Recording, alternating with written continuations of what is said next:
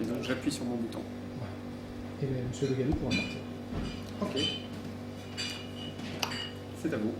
D'accord. Bah, l'état d'immigration, il y a à la fois les entrées, c'est le premier élément à prendre en compte. Les entrées, on connaît les chiffres pour 2010. C'est pour la première fois dans l'histoire la délivrance de plus de 200 000 titres de séjour à titres divers. Et c'est aussi l'entrée de 50 000 demandeurs du statut de réfugié politique. C'est le record européen.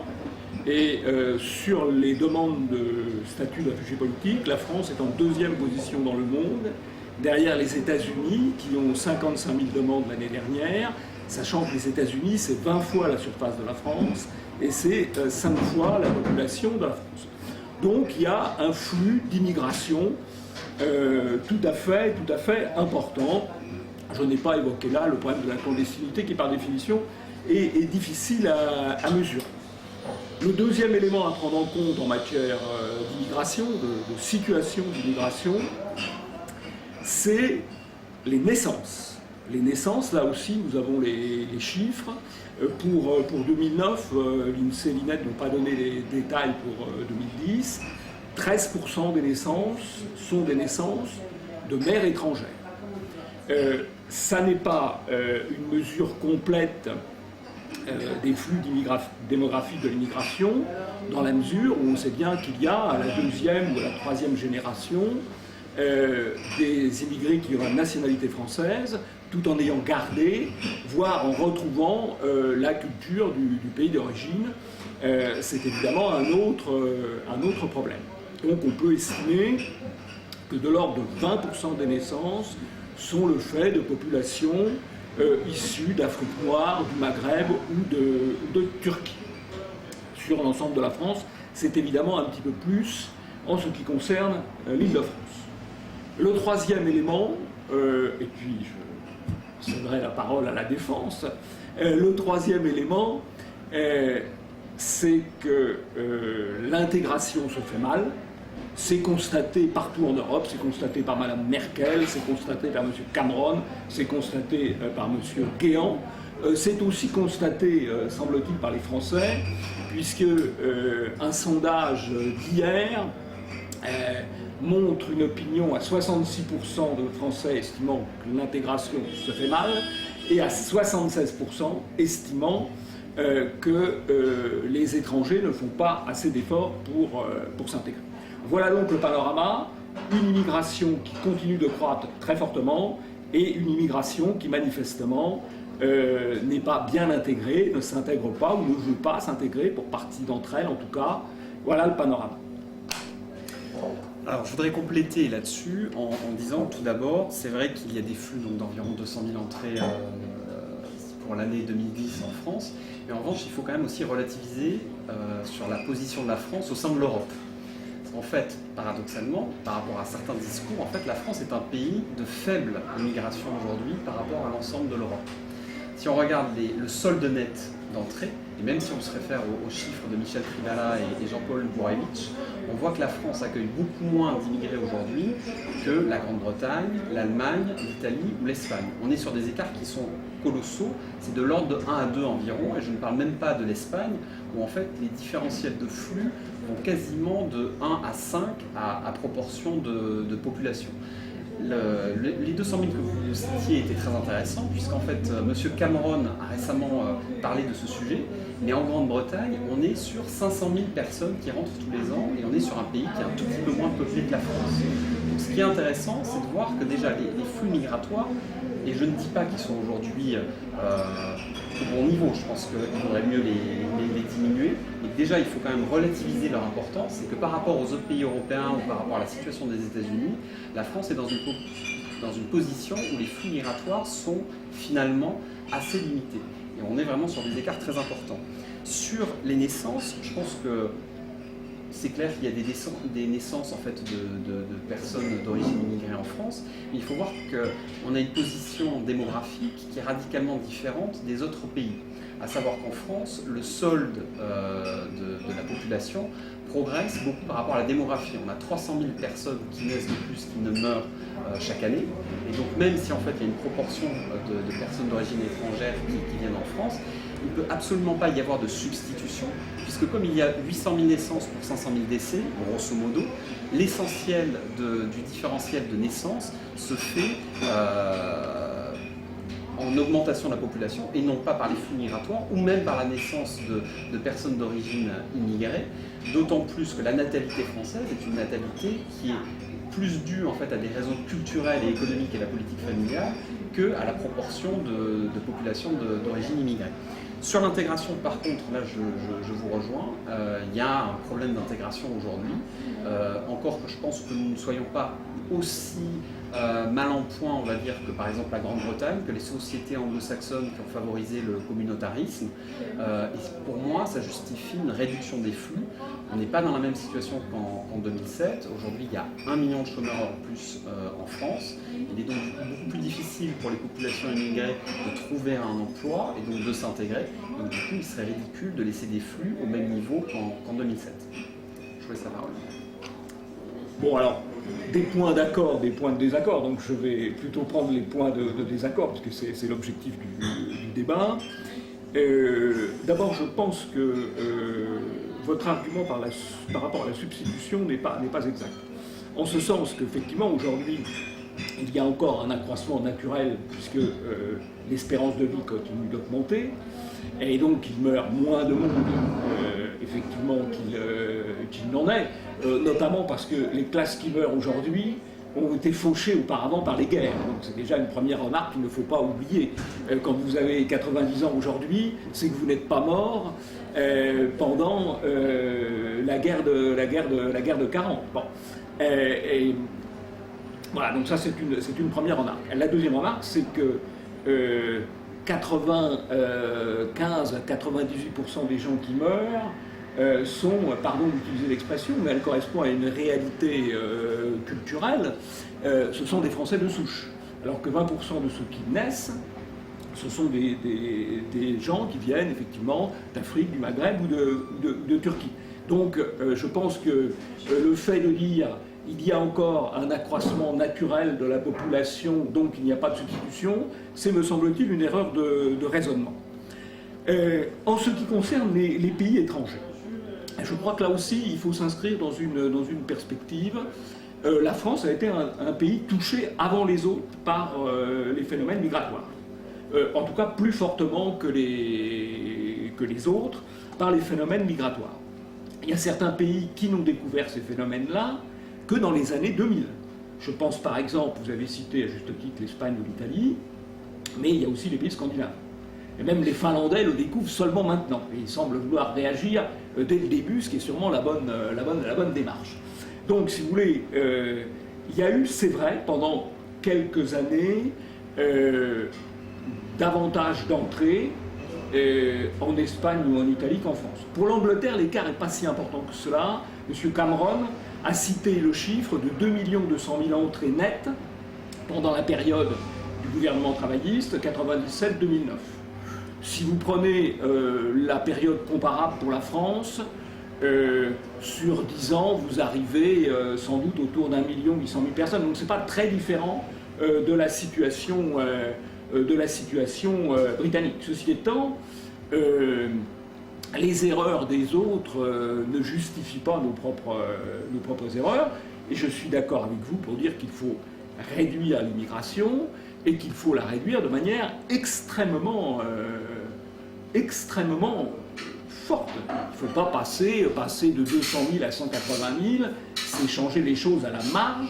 Ce qu'il faut, c'est effectivement se rapprocher de l'immigration zéro, donc descendre en dessous de 10 000 ou 20 000 entrées. Donc c'est un changement assez radical.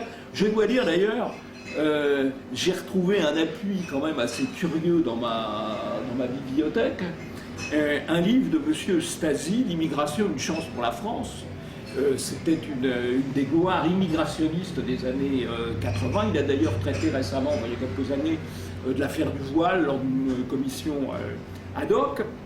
Et donc M. Stasi, qui trouve que l'immigration est une chance pour la France, que c'est très bien, explique quand même qu'il faut que le nombre d'immigrés diminue pour qu'ils puissent mieux s'intégrer. Ce qui est d'ailleurs, au fond, une équation avec laquelle on peut être d'accord. Ceci étant, depuis que M. Stasi a parlé, c'est-à-dire dans les années 83-84, je crois, il y a eu beaucoup d'immigrés qui sont arrivés, l'immigration n'a pas diminué, et effectivement, l'intégration ne s'est pas faite. Alors, je crois que la première priorité aujourd'hui, c'est d'arrêter les flux migratoires, ce qui suppose des changements tout à fait importants dans nos législations et dans les règles que nous appliquons. Ok. Alors, sur la démographie, c'est juste que sur la mortalité, j'imagine qu'aujourd'hui la mortalité concerne essentiellement les personnes qui ne sont pas forcément immigrées d'origine. On peut avoir des populations d'origine d'Europe de l'Est ou d'Europe du Sud, mais bon, c'est vrai que c'est sans doute un peu marginal. En revanche, le problème n'est pas le même, pardon, le problème n'est pas le même entre les immigrés d'Europe du Sud et d'Europe de l'Est et ceux qui viennent de l'espace africain ou islamique. Pardon de la précision. C'est un peu différent. En revanche, sur les naissances, même si on prend vos chiffres, 13% donc de naissances de mères d'origine étrangère, c'est-à-dire que ça représente environ 100 000 naissances. Oui, absolument. Et comme le solde naturel français est de 300 000 aujourd'hui, ça veut dire qu'il n'y a absolument pas substitution, puisqu'il y aurait donc 200 000 de solde naturel, on va dire dit dessous, si je reprends votre terminologie. Donc du coup, il n'y a absolument pas de phénomène de substitution. Il y a simplement une croissance qui est plus forte de la population d'origine étrangère. Et là, il ne faut pas non plus oublier qu'il y a quand même des phénomènes d'intégration et que les personnes qui naissent en France, quand même s'il y a des difficultés d'intégration aujourd'hui, peuvent quand même s'intégrer. Donc déjà, ça relativise, parce que je pense qu'il y a aujourd'hui ce fantasme de la substitution qui s'applique peut-être à des pays comme l'Allemagne, l'Italie ou l'Espagne, où la natalité est extrêmement faible. Mais en revanche, en France, ce n'est absolument pas vrai. Alors, évidemment, on va peut-être sur une légère augmentation tendancielle de la proportion d'immigrés dans notre pays, mais aujourd'hui c'est quelque chose qui ne va absolument pas changer la France. Ça ne veut pas dire qu'il ne faille pas réduire les flux aujourd'hui, mais aujourd'hui il faut faire attention à ne pas véhiculer, je pense, certains fantasmes qui alimentent des tensions au sein de la société. Sur les chiffres que vous citez sur la Grande-Bretagne, 2,2 millions d'entrées nettes sur 12 ans. Là, sur la France, on est quand même nettement inférieur. Il ne me semble pas qu'on soit à 1,8 million. Les soldes nets annuels sont estimés, alors c'est assez difficile parce que selon les sources, on n'a pas les mêmes chiffres. L'INED avait fait des estimations qui étaient assez basses et qui n'avaient estimé que de l'ordre de 400 000 personnes sur 10 ans.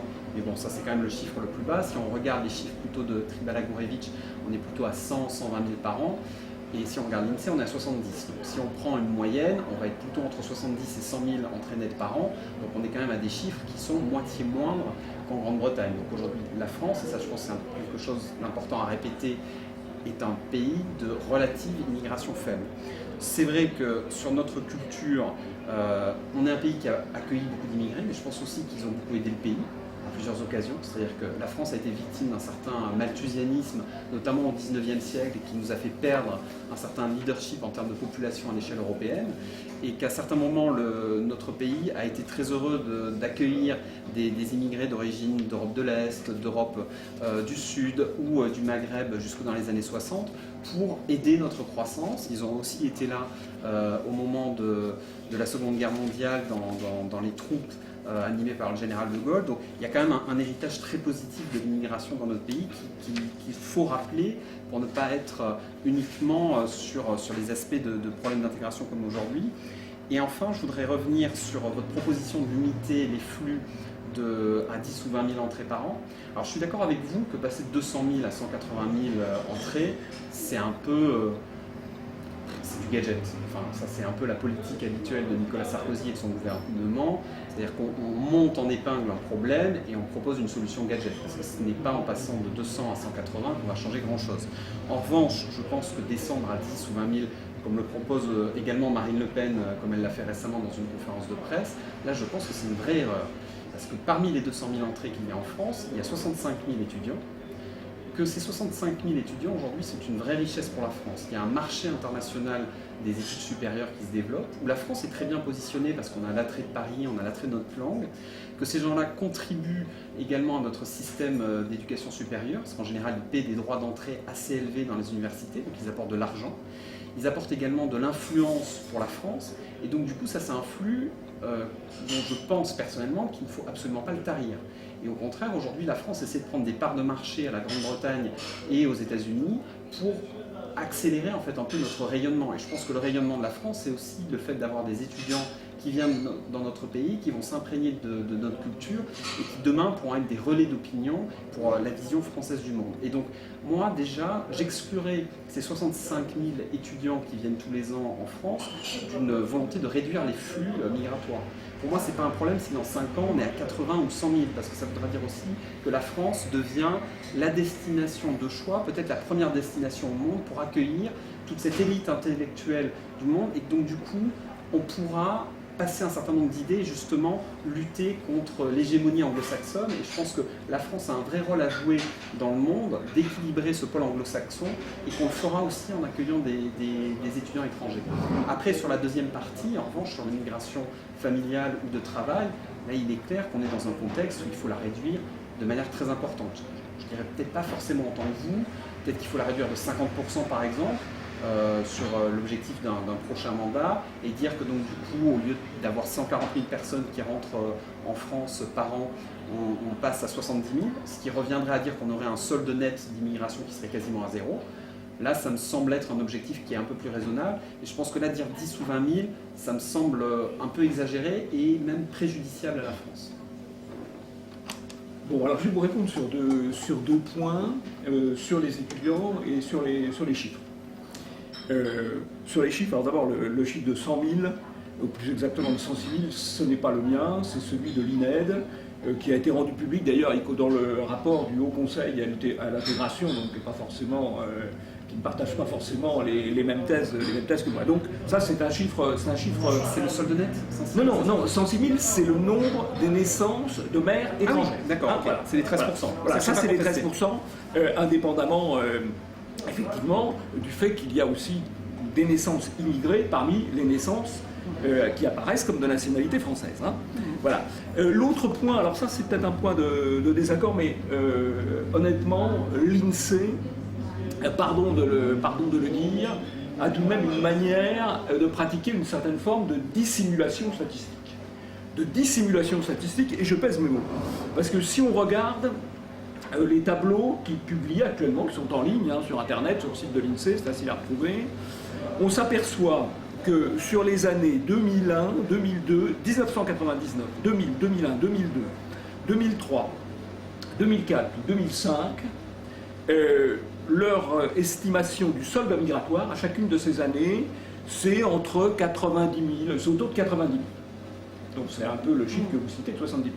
Sauf qu'en 2006, ou plus exactement en 2008, ils ont fait un petit appendice à leur tableau et ils ont rajouté ajustement 660 000.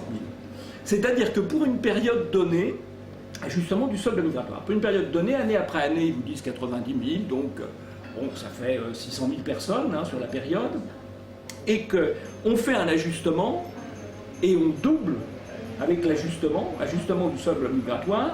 Au lieu de rester à 80 000, on passe à 160 000, ce qui me paraît un chiffre, sans doute à peu près exact. Alors ce qui est curieux, c'est qu'après avoir fait cet ajustement du solde migratoire, ils continuent pour l'année 2007, 2008 ou 2009 de dire, c'est les chiffres que vous avez cités, donc qui sont des chiffres effectivement INSEE, 70 000, 75 000, 80 000, sauf que ce sont des chiffres INSEE avant le prochain réajustement qui aura lieu quand auront été exploitées les données du recensement. Donc je crois que si on prend les chiffres INSEE définitifs, eh bien sur la période 2000-2005, chiffre INSEE définitif, on est à 170 000 à peu près, et non pas à 70 000. Voilà. Donc là, je pense qu'il y a du côté de l'INSEE une certaine volonté de dissimulation, ou en tout cas de retard à l'expression de de la réalité. Alors sur les étudiants,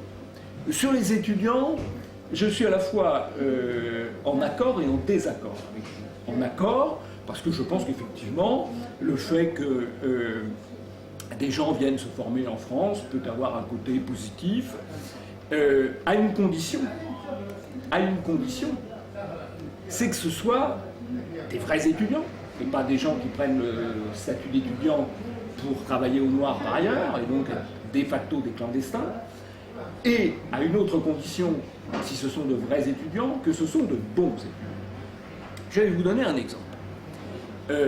La principale population d'étudiants, c'est la population d'étudiants chinoise. On peut tout à fait considérer que c'est positif d'entretenir des relations avec ce qui est en train de devenir la première puissance économique du monde. Sauf que ce ne sont pas les bons étudiants chinois qui viennent en France.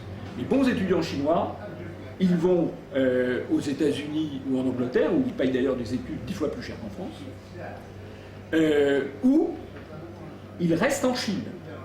Et ceux qui ne vont pas dans les grandes universités américaines ou britanniques et qui ne restent pas en Chine, ils viennent en France. Dans de nombreux cas, en ne parlant même pas le français. Et apprendre dans une autre langue que la sienne, c'est extraordinairement difficile.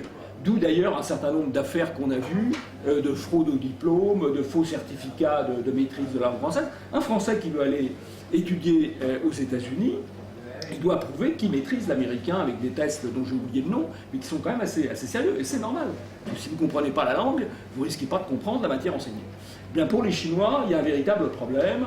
Alors bon, qu'il y ait des Chinois à Polytechnique ou à Centrale après une bonne sélection, ou dans une école de commerce après une bonne sélection, oui, sans doute, bien sûr. Mais la masse des étudiants, si vous voulez, quand vous parlez de chiffre de 60 000, la masse de 60 000 étudiants que nous accueillons nouveaux chaque année, malheureusement, ce ne sont pas les meilleurs. D'ailleurs, les universités françaises ne sont pas non plus celles qui disposent des crédits les plus importants. Et il y a un certain nombre, il y a une économie d'immigration. Il y a un certain nombre de présidents d'universités, pardon de le dire, qui sont pas très regardants.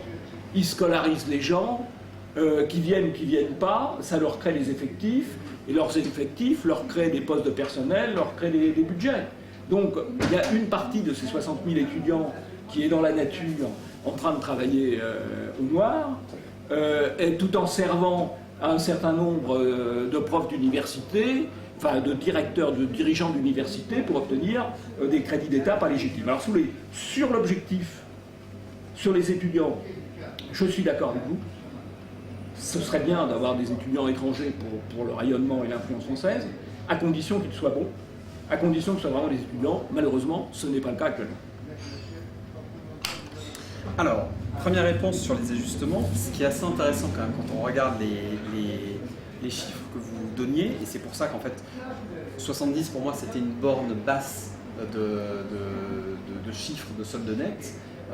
Parce qu'il y a débat et je connaissais le fameux redressement qui avait été fait et qui a été notamment mis en avant par Michel Trivalla. Néanmoins, même quand on prend en compte ces chiffres-là, on aboutit à ce que la France soit quand même le pays européen, un des pays européens qui accueille le moins d'immigrants. Là, je vais vous redonner le chiffre, c'est David Cameron qui dit que la Grande-Bretagne accueille 500 000 immigrants tous les ans. Donc on reste quand même sur des chiffres. Je vous ai donné un autre chiffre de Cameron mettant en cause ses adversaires. Ouais. Mais enfin, en tout cas, ils viennent de dire qu'ils avaient 500 000 immigrants qui rentraient par an et plus de 200 000 en solde net. Donc la France reste quand même, et je pense que c'est important pour apaiser les tensions qu'il y a aujourd'hui au sein de la société française, de rappeler que le flux d'immigration aujourd'hui n'est pas si important que ça. Si on regarde par rapport aux archives historiques, même en prenant les chiffres corrigés, aujourd'hui, la France est à un niveau d'immigration. On est loin de l'invasion dont certains parlent, et ça ne veut pas dire qu'il ne faille pas le réduire aujourd'hui, mais simplement, je pense, pour apaiser toutes ces tensions, parce qu'il y a aujourd'hui beaucoup d'hommes politiques qui exploitent le débat de l'immigration pour créer des tensions à des fins électoralistes, je pense que c'est important de le rappeler pour agir en faveur de la cohésion quand même de notre société et éviter des tensions qui sont préjudiciables à tous. Deuxième point, sur les étudiants, Je pense que, évidemment, il y a des abus. Alors malheureusement, je pense qu'il y a des abus dans tous les systèmes. On peut toujours trouver des gens qui fraudent aux allocations sociales. On trouvera toujours des cas de gens qui profitent des règles. Mais je pense que le flux essentiel des étudiants qui viennent en France sont des étudiants qui viennent parce que la France est un pays qui est attractif pour les études supérieures. Et fondamentalement, et c'est assez intéressant parce qu'il y a eu des débats aux États-Unis assez récemment, où ils disaient justement, les grandes universités américaines disaient on est en train d'adopter des règles d'immigration beaucoup plus strictes, et du coup ça pénalise des Harvard, des Yale pour accueillir des étudiants étrangers, et la France fait partie des destinations où ces bons étudiants étrangers vont en substitution d'Harvard, d'Oxford ou de Stanford. Il y a de gros efforts qui ont été faits par les grandes écoles d'ingénieurs, les grandes écoles de commerce, les grandes universités pour devenir compétitifs sur le marché mondial de l'éducation. Il suffit de voir par exemple les publicités dans The Economist, qui est une revue en fait, qui est lue un peu dans les milieux intellectuels estudiantins. Et il y a une publicité considérable pour les universités, les écoles de commerce et les écoles d'ingénieurs françaises pour attirer justement cette masse de bons étudiants. Et aujourd'hui, la France est un pays qui est très compétitif là-dessus, parce qu'on a l'attrait de Paris. C'est que fondamentalement, on est un des pays les plus attractifs au monde pour son art de vivre, et que des gens qui ont envie de passer une expérience de 2-3 ans à l'étranger, et ça devient de plus en plus obligatoire dans les grandes facs, dans les grandes écoles de commerce à l'étranger, que ce soit à Shanghai, que ce soit à New York, que ce soit maintenant en Inde. Paris est une des destinations de choix. Et donc là, le problème, c'est que si on mettait en place des quotas à 10 ou 20 000, ça veut dire qu'on supprimerait 80% du flux d'étudiants en France. Et là, je pense que ça serait un appauvrissement terrible pour notre pays. Et que là-dessus, il faut au contraire être capable d'augmenter ce flux, naturellement en veillant au fait d'avoir de vrais étudiants et de bons étudiants. Et je pense que c'est déjà le cas pour la grande majorité d'entre eux. Je discute avec des profs de fac qui me disent que si on les fait travailler aujourd'hui, les gens qu'on reçoit sont quand même plutôt bons parce qu'il y a un coût à aller à l'étranger. Et en général, ce coût fait que les gens sont quand même un minimum motivés. Bon, alors, je ne reviens pas sur les étudiants. Bon, moi, je tiens, si vous voulez, on garderait 20% du flux, là, on aurait la bonne qualité. Ce n'est pas le cas actuellement, mais je ne reviens pas là-dessus. Il faut bien qu'on ait des divergences, sinon il n'y a pas de débat. Alors, il y a un point, par contre, sur lequel je voudrais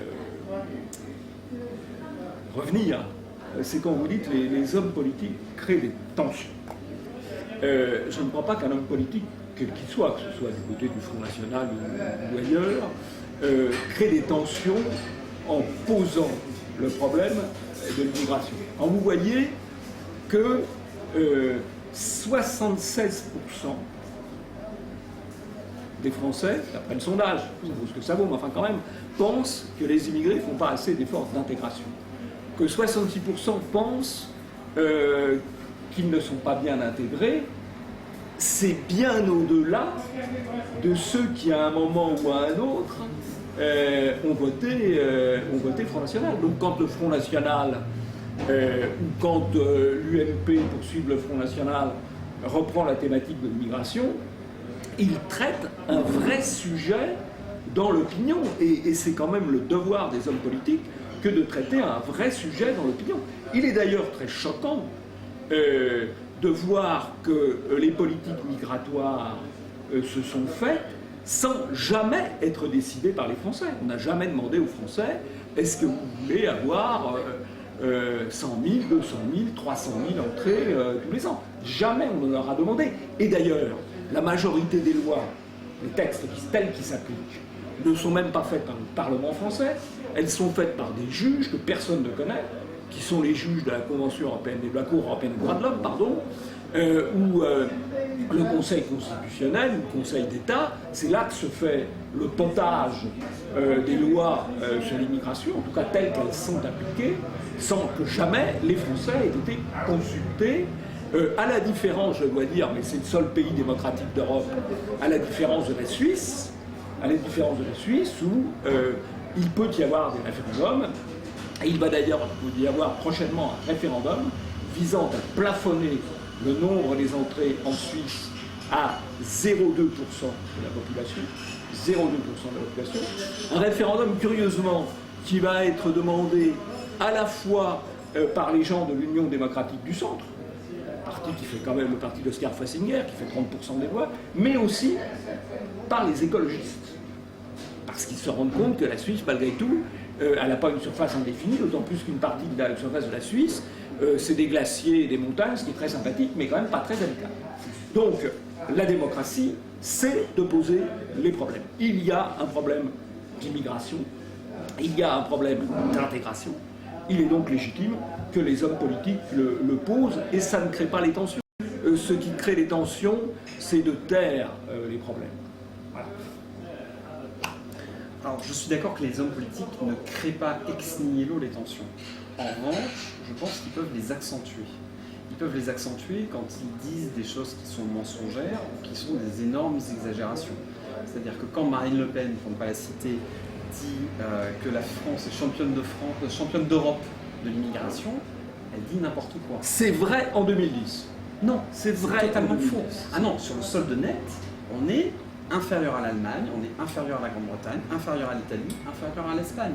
Et là, je vous parle des entrées, je vous parle des entrées des titres de séjour délivrés et des demandes de statut de réfugié politique. En 2010, la France est en record. En 2010. En 2005, d'accord, il y avait plus d'entrées en Angleterre, mais en 2010, et il me semble me souvenir que Marine Le Pen a cité 2010. Alors, en nombre d'entrées, là je vais encore vous répéter l'exemple, 200 000 en France, 500 000 en Grande-Bretagne. Et ça, sont les chiffres de David Cameron, je ne vous parle pas de chiffres nets.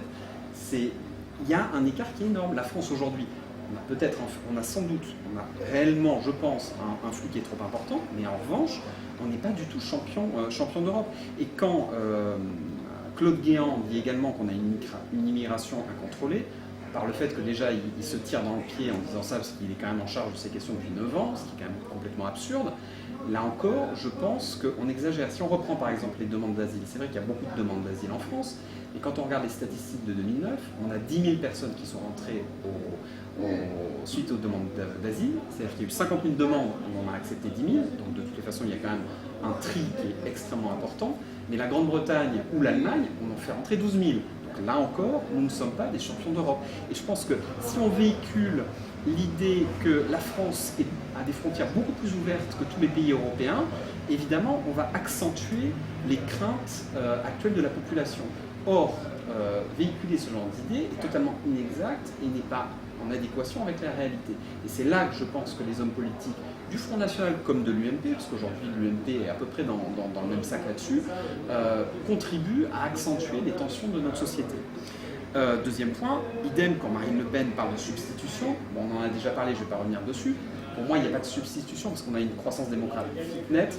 Mais bon, si on dit des choses qui ne sont pas... Quand les jeunes remplacent les vieux, c'est une substitution. Et quand les jeunes sont différents des vieux, quand les jeunes qui arrivent sont différents des vieux qui partent, c'est une substitution. Sauf qu'on a si on regardait juste le solde de souche, pour reprendre une terminologie que je n'aime pas forcément, le solde de Français de souche est largement positif. Donc, puisqu'il y a 300 000, donc même avec 100 000 naissances d'immigrés, ça laisse 200 000 de croissance naturelle des Français de souche. Sur la fameuse étude que vous citez avec les 76% de Français qui déclarent que les immigrés ne feraient pas assez d'efforts pour s'intégrer, il faut faire attention à ce genre de sondage. Parce que d'abord, ça mélange ceux qui sont tout à fait d'accord et ceux qui sont assez d'accord. Et évidemment qu'ils ont dû trouver des immigrés qui ne faisaient pas assez d'efforts. On ne va pas dire, et là il ne s'agit pas de faire de l'angélisme comme le fait la gauche, dire que tous les immigrés font tout ce qu'ils peuvent pour s'intégrer. Il y en a évidemment quelques-uns qui ne font pas beaucoup d'efforts. Et pour moi, en fait, ce chiffre ne veut rien dire parce que ça dépend vraiment de la manière dont on le comprend. Et si on le comprend dans une acception, est-ce qu'il y a des immigrés qui ne font pas d'efforts pour s'intégrer? Évidemment qu'il y en a quelques-uns qui ne font pas d'efforts pour s'intégrer, puisqu'il y en a certains qui même essaient d'appliquer des lois autres que les lois de la République. Donc ce chiffre pour moi il ne veut rien dire parce que la réalité c'est qu'à mon sens, la grande majorité des immigrés cherchent à s'intégrer en France, ils sont contents de s'intégrer et d'adhérer au modèle républicain français. Sur la Suisse, c'est un chiffre très intéressant que vous me donnez parce que 0,2% de flux, ça correspond à 130 000 personnes en France. Donc ça veut dire que la Suisse va se limiter quand même... D'entrée. C'est pas le flux net. Mais ce qui est très intéressant, c'est que c'est quand même... Pour le coup, ça va correspondre à peu près à ce que moi j'avais avancé comme chiffre, ce 130 000 entrées, si on prend en compte les étudiants et la réduction de 50%, et c'est pas du tout les 10 ou 20 000. Donc la Suisse ne se ferme pas, c'est-à-dire qu'elle serre un peu le robinet parce qu'il y a un problème d'intégration, et je pense que c'est juste de le faire aujourd'hui. J'ai presque fini, Oui. mais il ne s'agit pas de se fermer. Je pense que 10 ou 20 000 aujourd'hui, c'est un chiffre. C'est un chiffre, alors je sais pas, soit il est démagogique parce qu'il n'y a pas la volonté de réellement aller jusque-là, ou alors s'il y a vraiment la volonté d'aller jusque-là, je pense que c'est une erreur. Et je vous laisse la parole.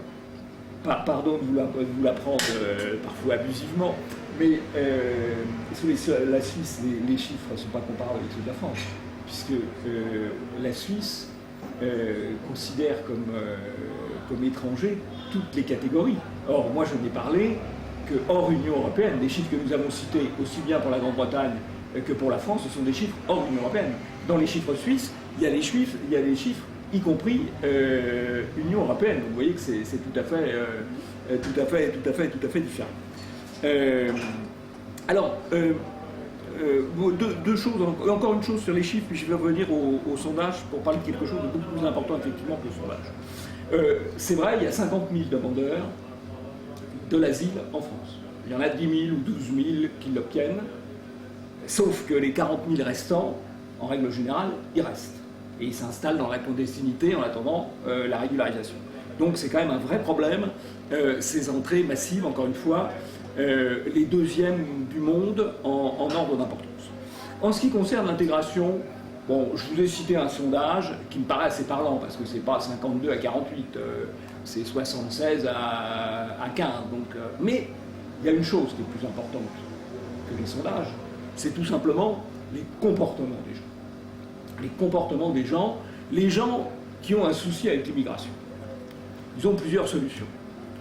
Ils ont la solution qui consiste à un moment donné de voter pour un parti qui va dire il faut arrêter l'immigration. Ils ont aussi la solution qu'ils utilisent beaucoup plus massivement, qui consiste à choisir de se loger dans les quartiers où il y a peu d'immigration, et donc à déménager très souvent, ou à scolariser leurs enfants dans des écoles où il y a peu d'immigration. Je vais vous donner deux exemples. Vous avez des villes comme Asnières et Colombes, tout près d'ici, hein, on est à une demi-heure de métro à peine, où il y a les quartiers nord qui sont à forte immigration et les quartiers sud qui sont avec une population plus traditionnelle. Eh bien, il faut savoir que l'école privée Sainte-Geneviève d'Asnières, elle a refusé 800 demandes d'inscription. L'école privée Sainte-Jeanne d'Arc de Colombes a refusé 700 demandes d'inscription. C'est pas uniquement par souci de mettre les enfants dans des écoles religieuses catholiques. C'est par souci de sortir les enfants de quartiers où malheureusement les conditions ne sont plus réunies d'une bonne éducation. D'ailleurs, dans les 700 ou 800 que je vous ai cités, il y a probablement un petit nombre d'enfants issus de l'immigration. Il faut dire les choses clairement. Je vais vous donner un autre chiffre. Il y a eu un reportage, il y a 3 ans je crois, à la télévision sur les dérogations de la carte scolaire à Paris. Les dérogations de la carte scolaire à Paris, on a interrogé le fonctionnaire qui gère les demandes de dérogation de la carte scolaire de la part des journalistes. C'est-à-dire de la part de gens qui racontent tous les jours qu'il faut davantage d'immigration et davantage de mixité sociale. Eh bien, il avait pour une seule année 250 demandes de dérogation, y compris de dérogation de la part d'un grand dirigeant des médias particulièrement vigilant sur l'antiracisme et la recherche de la mixité sociale. Ça, c'est la réalité, si vous voulez. Et la réalité va évidemment plus loin que le sondage.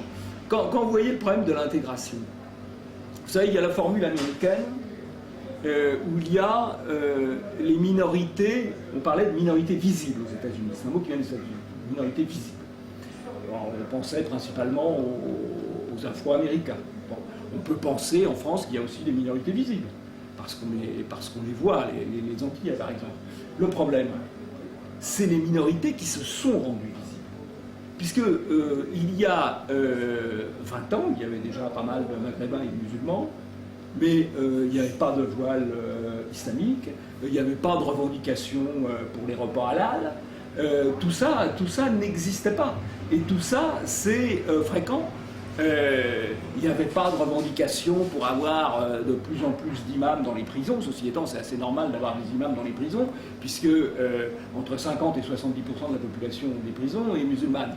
Mais ça, c'est des éléments qui marquent concrètement les problèmes d'intégration et qui, à mon avis, vont bien au-delà du sondage que j'ai cité un peu par souci d'actualité, puisqu'il est paru hier dans le journal Le Parisien. Sur les chiffres dont on parlait, par contre, on parlait des chiffres avec les citoyens européens. Enfin, Bon. il y a le dossier de Marianne qui montre bien que les flux hors Europe sont à 130-140 environ par an en France. On atteint les 200 000 en fait avec l'Europe. Vous pouvez voir, c'est dans le numéro de Marianne. Ah non, alors de ça, ce samedi. non, parce que... Alors Je vous assure qu'en entrée nette, c'est 130-140 extra-européens et 200, on atteint ce chiffre-là qu'avec l'Europe. Ça, je vous assure. Marianne n'a pas forcément... Enfin, j'ai croisé avec d'autres... Bon. Ils ont fait un dossier qui est assez bien, qui est assez équilibré, qui est vraiment bien fait. Donc, premier point.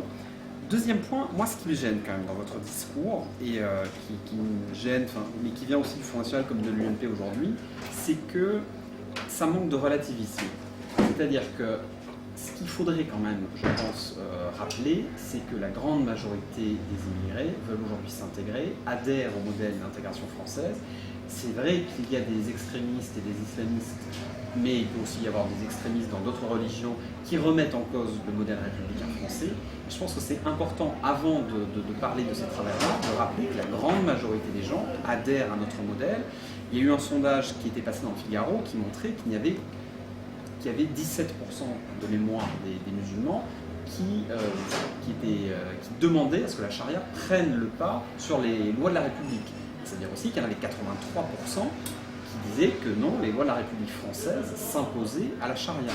Et ça, je pense que c'est important de rappeler que l'immense majorité des immigrés qui sont présents en France aujourd'hui adhèrent à notre modèle républicain. Et d'ailleurs, je vais prendre un cas assez clair, la burqa.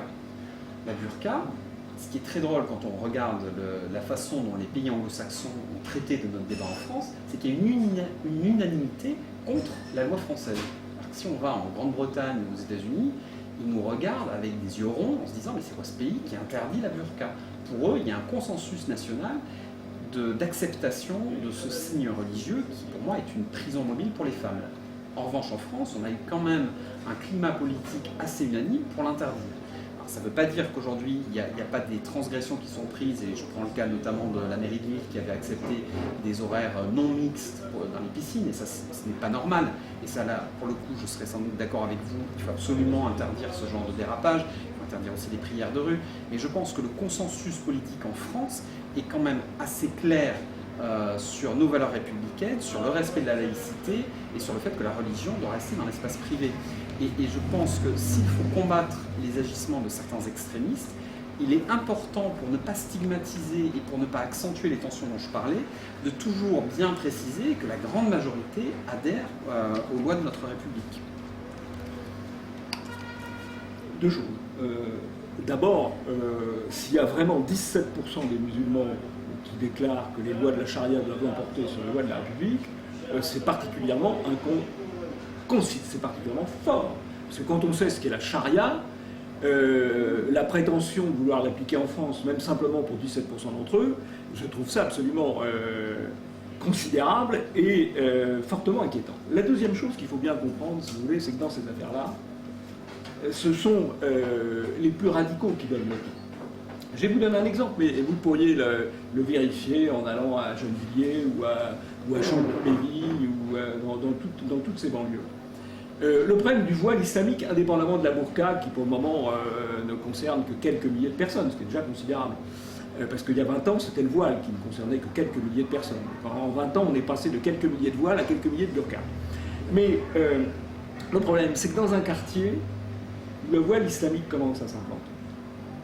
Eh bien, il y a un moment où toutes les femmes sont obligées de porter le voile islamique parce que celles qui ne le porteraient pas seraient considérées comme une proie. et elle ne pourrait pas le faire. De même, le ramadan, il y a 20 ans, personne ne pratiquait le ramadan. Il y avait pourtant beaucoup de musulmans. Aujourd'hui, la quasi-totalité des musulmans le pratiquent. Pourquoi? Ça peut être leur choix, et on peut le comprendre. Mais même quand ce n'est pas leur choix, eh bien, ils sont contraints par la pression de leur environnement de le faire. Vous avez le maire de Montfermeil, Monsieur Lemoine, qui a dit que, bon, qu'on fasse le ramadan dans ces écoles, il l'accepte, quand ce n'a pas forcément été excellent pour la qualité de la scolarité, mais que ce qu'il est obligé de constater, c'est que c'est qu'un gamin sort un sandwich à 4 heures, le sandwich est piétiné. Bon. Et des problèmes de ce type, il y en a dans les écoles. Le Haut Conseil à l'intégration, encore une fois présidé par M. Gobert, ancien de la LICRA, donc il y a toutes les onctions pour dire des bonnes choses. Il s'est préoccupé des pressions sur le contenu des cours, aussi bien en histoire qu'en biologie, etc.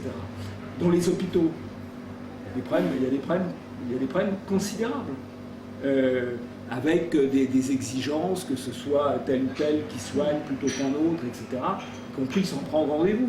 Bon, donc il y a une multiplicité de problèmes qui fait que les gens, il faut bien le dire, les gens ils votent avec leurs pieds. Le Front National n'a jamais dépassé 20%. Mais les gens qui votent avec leurs pieds, ils ont dépassé 80%.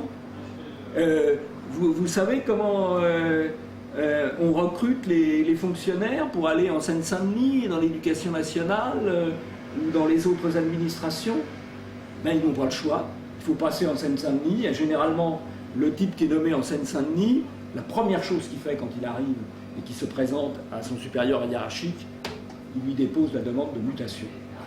Et donc, ça veut dire que l'intégration, elle n'est pas bien vécue. Alors c'est peut-être malheureux, mais l'intégration n'est pas bien vécue. Pardon, il faut que je vous rende la parole. Non, Monsieur Le Gallou a 7 minutes d'avance. D'accord. Je nie pas ce genre de problème et je pense que la République doit être extrêmement ferme là-dessus. Moi, ce qui me gêne, encore une nouvelle fois dans ce discours, je crois qu'il y a des statistiques qui sont parues qui disent qu'il y a environ 20% des musulmans qui sont pratiquants aujourd'hui. C'est-à-dire qu'il y en a quand même aussi 80% qui ne sont pas pratiquants et qui donc du coup, on ne peut pas généraliser en disant que tous les musulmans font le ramadan aujourd'hui. Et je pense que ce qui contribue à polariser et qui entretient aussi un peu les comportements extrémistes, c'est aussi le fait qu'on généralise et qu'on mélange les torchons et les serviettes. Il y a un moment, il y a je pense que la grande majorité des immigrants ont envie de s'intégrer. Je crois que les 17% que je vous citais, je me demande si ce n'était pas uniquement sur les pratiquants. Mais je n'ai plus la source avec moi, donc je ne peux pas vous le confirmer ici. Ça me rassurera. Mais je crois que c'était sur les pratiquants de mémoire. Mais ça montre aussi quand même qu'il y a 83% des gens pour qui il y a une claire distinction entre les lois de la République et la charia. Et je pense qu'avant de pointer tous ces dérapages qu'il faut combattre, et là je suis d'accord pour les combattre, il faut quand même rappeler que la majorité des gens veulent s'intégrer. Parce que sinon on aboutit à un discours, un peu un conflit de civilisation entre un Occident et un Islam, alors qu'en fait je pense qu'aujourd'hui la grande majorité des musulmans de France et de l'islam de France est parfaitement compatible avec la République, veulent s'intégrer. Et si aujourd'hui il y a des problèmes d'intégration, bien sûr c'est aussi... il y a une part de responsabilité d'un certain nombre d'extrémistes qui veulent remettre en cause les lois de la République, mais il y a aussi des raisons économiques aujourd'hui qui font qu'un certain nombre de gens se tournent vers eux. Évidemment, avec un taux de chômage de 40% pour les jeunes hommes dans les quartiers, ça n'aide pas non plus à l'intégration. Et je pense que là, il faut aussi avoir un discours social et économique qui est important. C'est prendre des actions de manière à réduire ce chômage endémique qu'il y a en France depuis maintenant 30 ans et qui défavorise l'intégration en fait, des populations immigrées. Si aujourd'hui il y a une intégration qui est plus difficile alors que le modèle français d'intégration était quand même réputé, c'est aussi parce qu'il y a des grosses difficultés économiques, que les gens ont du mal à trouver de l'emploi et que donc il est beaucoup plus difficile de s'intégrer quand on n'a pas d'emploi et qu'on se retrouve sans activité et donc sans capacité de s'intégrer socialement. Et je pense que cet aspect aussi économique est extrêmement important pour expliquer les tensions qu'il y a aujourd'hui. C'est-à-dire que quand il n'y a pas d'intégration économique possible et qu'en plus l'État recule, voire dans certaines municipalités par exemple, laisse faire des comportements communautaristes, du coup ça peut pousser certains à écouter les extrémistes, mais il faut toujours rappeler qu'il s'agit d'une minorité. Ce qui ne veut pas dire qu'il ne faille pas être extrêmement ferme, et bien sûr que je refuse tout ce qui est burqa, tout ce qui est séparation hommes-femmes dans les horaires de piscine, ou le fait, les exigences de femmes pour accoucher les femmes justement dans les hôpitaux. Je vais reprendre un de vos mots, une de vos affirmations que vous répétez assez constamment et qui ne me paraît pas exact. Vous dites qu'ils veulent s'intégrer. C'est l'évidence qu'il y a un certain nombre de gens issus de l'immigration maghrébine, notamment, ou arabo-musulmane, qui veulent s'intégrer. C'est indiscutable. Simplement, si on raisonne en évolution des comportements, s'intégrer, ça veut dire quoi? Ça veut dire, pour une population accueillie, se rapprocher de la population d'accueil. C'est-à-dire que les écarts entre la population d'accueil et la population accueillie se réduisent. Or, la réalité qu'on observe, c'est très exactement l'inverse. Les écarts s'accroissent. Je vais revenir à un exemple que j'ai pris il y a 20 ans. Pas très loin, 20 ans, enfin c'est quand même une petite durée. Il y a 20 ans, il n'y avait pas de voile islamique, il n'y avait pas de revendication du halal, il n'y avait pas de pratique du ramadan, sauf très marginal, il n'y avait pas de demande de mosquée, en tout cas pas de mosquée dont on veut que le minaret soit plus haut que la tour de la cathédrale, comme c'est le cas sur un projet à Angers actuellement. Il n'y avait pas non plus de revendication de carrés musulmans dans les cimetières. Tout ça n'existait pas. Il n'y avait pas trop de problèmes dans les écoles ni dans les hôpitaux. Donc en 20 ans, vous nous dites qu'ils veulent s'intégrer.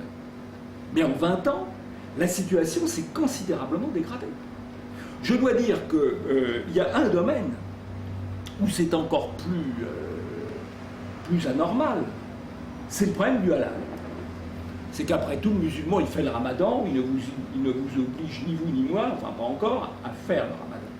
Par contre, actuellement, il y a des revendications pour le halal qui font que, même sans le savoir, eh bien, on mange halal ou on mange des animaux abattus rituellement sans le savoir. C'est-à-dire que là, on est dans un processus totalement inverse, et même, voyez-vous, ça c'est tout à fait étonnant.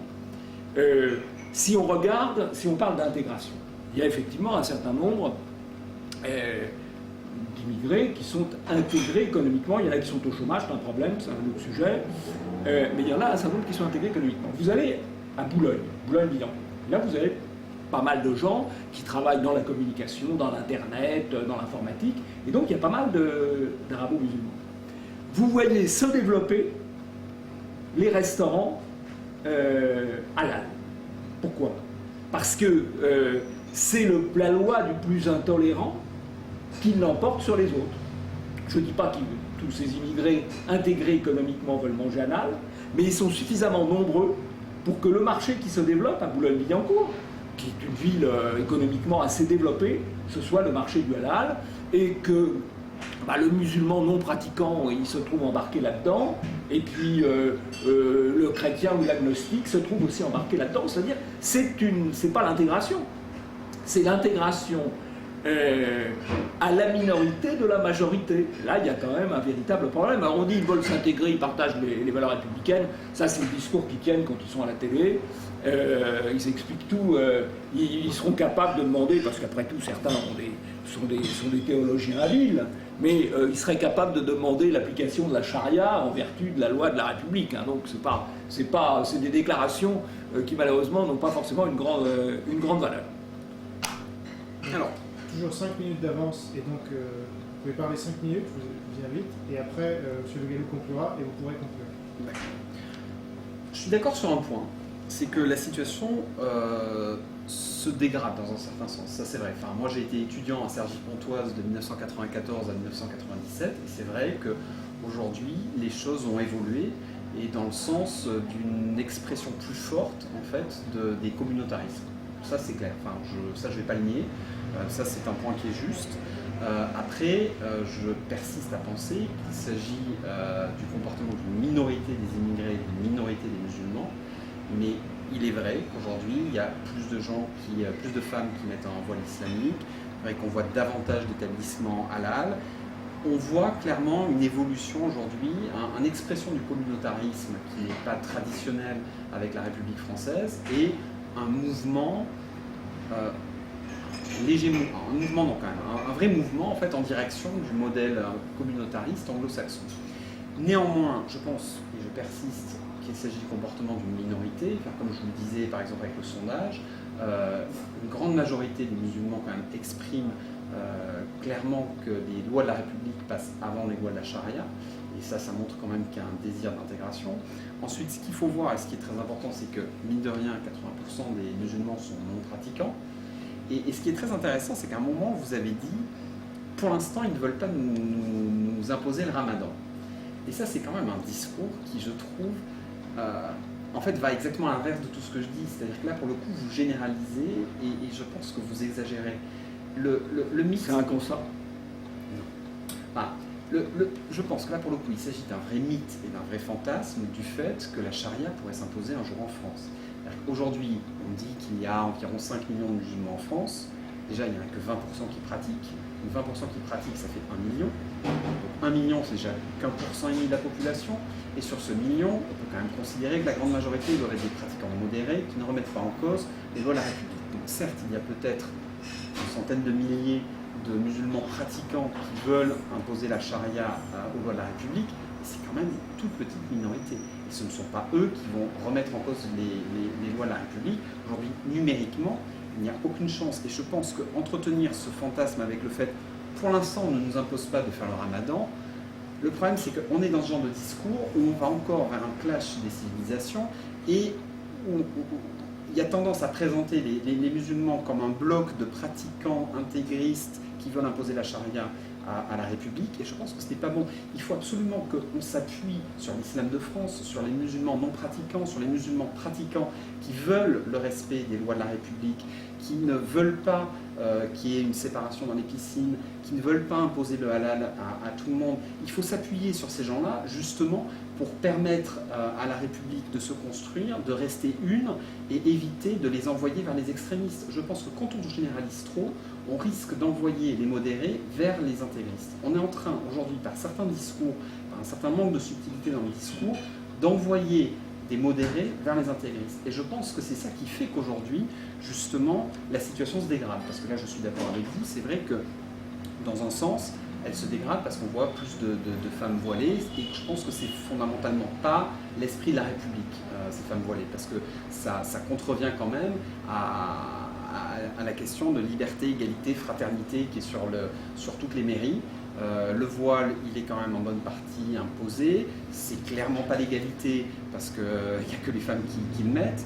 Donc je suis d'accord avec vous que ça se dégrade, mais moi il y a quelque chose qui me gêne fondamentalement dans votre discours, c'est qu'il y a trop de généralisation, il n'y a pas une reconnaissance de la présence en fait, de modérés et d'un islam de France qui veut suivre les lois de la République, et il faut absolument qu'on s'appuie sur eux pour justement cantonner les extrémistes et mettre un sas de sécurité, un cordon sanitaire entre les extrémistes qui veulent imposer les lois de la charia à la République. Et il faut qu'on fasse très attention dans notre discours, donc être à la fois très ferme, être capable de dire on réduit les flux migratoires quand il y en a besoin, on respecte bien les principes de la République, et être très accueillant avec la grande majorité des musulmans et des immigrés qui sont d'accord avec ce discours, et ne pas les rejeter du mauvais côté. Il y a encore du retard, mais... Donc on conclut 3 minutes en gros. Bon, alors, d'abord, le président Conseil français du culte musulman, donc ce que vous appelez l'islam de France, a reçu le ministre de l'Intérieur pour un dîner de rupture du jeûne de Ramadan en septembre dernier. Il a fait passer un certain nombre de revendications.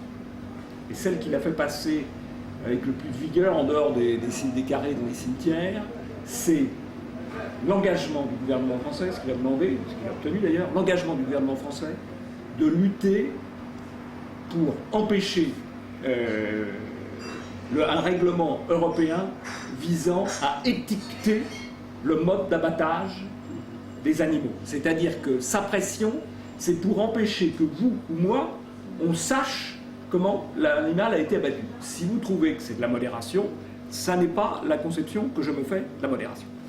Alors maintenant, pour conclure, on est d'accord sur un point, c'est qu'il faut réduire, et même réduire de manière assez importante,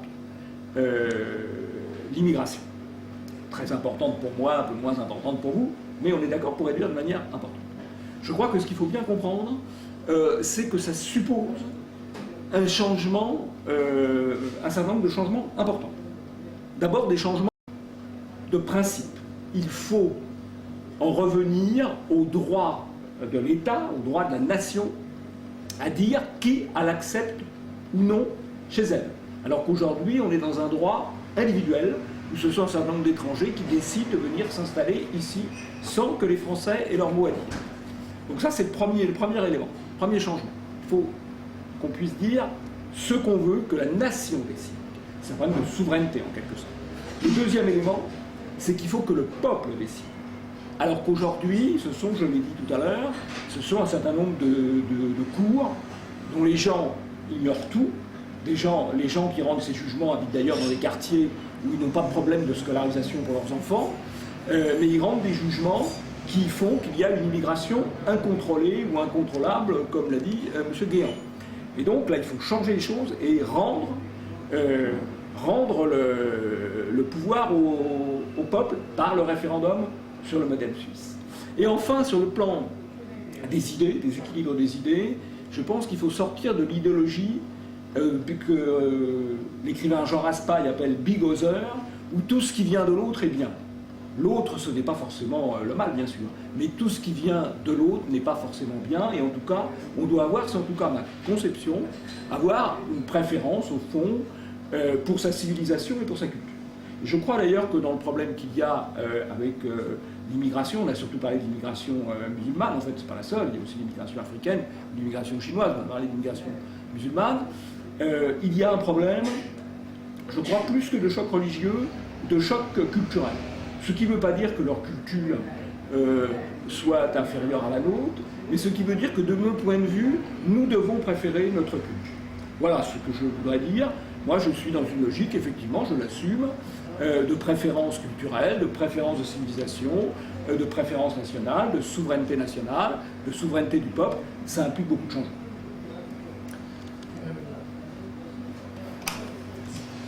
Je pense qu'aujourd'hui, en fait, sur l'immigration, il y a trois écueils. C'est-à-dire que les grands partis, aujourd'hui, ne nous proposent pas de bonne politique. C'est-à-dire qu'on a à gauche le Parti socialisme qui est d'un angélisme confondant.